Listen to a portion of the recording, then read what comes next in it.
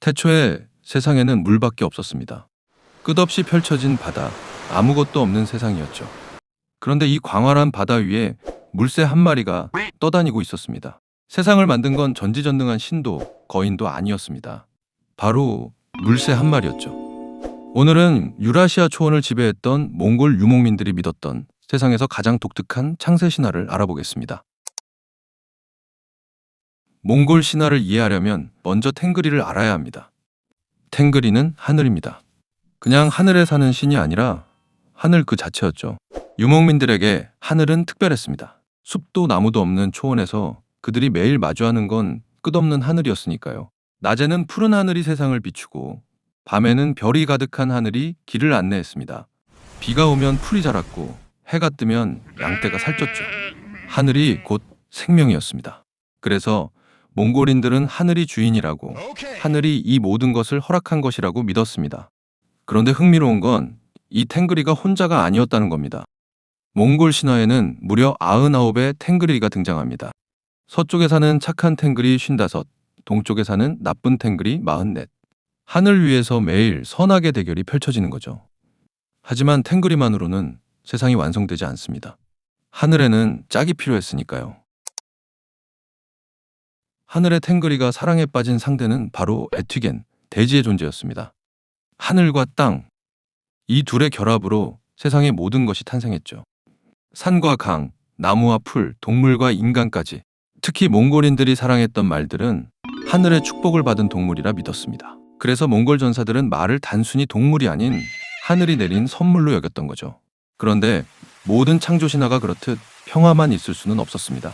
빛이 있으면 어둠이 있고 하늘이 있으면 지하가 있는 법이니까요. 여기서 등장하는 인물이 바로 에르리크, 지하 세계의 지배자입니다. 에르리크는 지하 7층 또는 9층에 거주하면서 죽은 자들의 영혼을 관리합니다. 일부 전설에 따르면 그는 원래 창조에 참여했다가 배신해서 지하로 쫓겨났다고도 하죠. 하늘의 탱그리와 지하의 에르리크, 이 둘의 대립 구조가 몽골 신화의 핵심입니다. 그런데 재밌는 건 에르리크가 완전한 악당은 아니라는 겁니다. 그는 필요악이었죠. 죽음이 없으면 새로운 생명도 없으니까요. 이제 오프닝에서 언급했던 물새 이야기를 해볼까요? 태초에 끝없는 바다만 있었습니다. 육지가 하나도 없었죠. 그때 하늘의 질서가 생각합니다. 육지가 필요한데 어떻게 만들지? 그는 물새를 불렀죠. 물새야, 미안한데 저 깊은 바닷속까지 내려가서 흙 좀 가져다 줄래? 물새는 숨을 깊이 들이마시고 물속으로 잠수합니다. 그리고 물새는 한참을 내려가서 마침내 바닥에 흙을 물고 올라옵니다. 하늘의 질서는 그 작은 흙 한 덩이를 물 위에 놓았습니다. 그러자 신기한 일이 벌어집니다. 흙이 점점 커지기 시작한 거죠. 작은 섬이 되고 큰 섬이 되고 마침내 거대한 대륙이 됩니다. 이게 바로 우리가 사는 땅의 기원입니다. 물새 한 마리의 용감한 잠수로 만들어진 세상이죠. 그런데 일부 버전에서는 이야기가 좀 더 복잡합니다. 창조에는 두 존재가 참여했다고 하죠.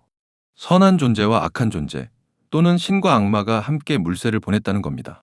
그리고 물새가 흙을 물고 올라왔을 때 악한 존재는 흙을 훔치려고 했고 그 과정에서 땅이 고르지 못하게 되었답니다. 그래서 산과 계곡, 언덕과 골짜기가 생겼다는 거죠. 결과적으로 지형의 다양성은 악당 덕분이었던 셈입니다. 나쁜 짓을 하려다가 오히려 세상을 더 재미있게 만든 케이스랄까요? 땅이 만들어지자 이제 세상의 구조가 완성됩니다. 몽골인들이 믿었던 세상은 3층 구조였습니다. 가장 위에는 상층 세계, 탱그리들이 사는 하늘입니다.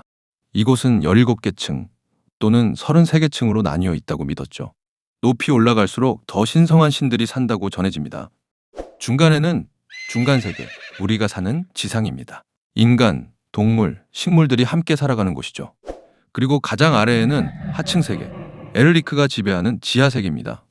이곳도 7개 또는 9개 층으로 나뉘어 있습니다. 그런데 이 세 세계는 어떻게 연결되어 있을까요? 답은 거대한 나무입니다. 세상의 정중앙에 거대한 나무가 서 있다고 믿었죠.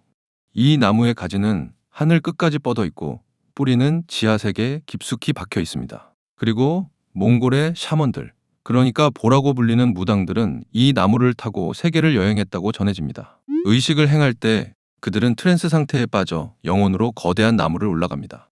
그리고 하늘의 존재들에게 병을 고칠 방법을 묻거나 지하 세계로 내려가 죽은 자의 영혼과 대화를 나누죠.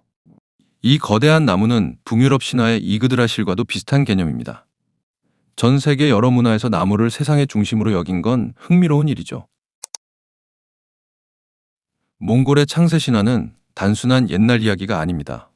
오늘날까지도 몽골인들의 정신세계에 깊이 뿌리내리고 있죠. 자연을 함부로 대하지 않고 땅과 물, 나무와 동물에도 영혼이 있다고 믿습니다. 물새 한 마리가 가져온 작은 흙 한 덩이로 시작된 세상.